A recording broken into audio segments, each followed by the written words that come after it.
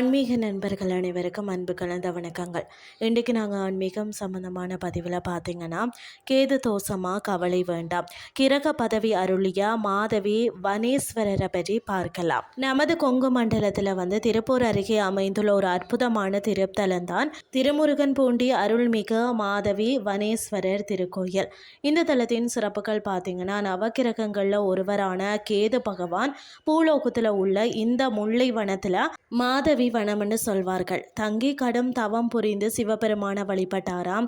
ஈசனின் அருளால் தான் இங்கேயே அவருக்கு கிரக பதவி கிடைத்தது என்பது புராண வரலாறு.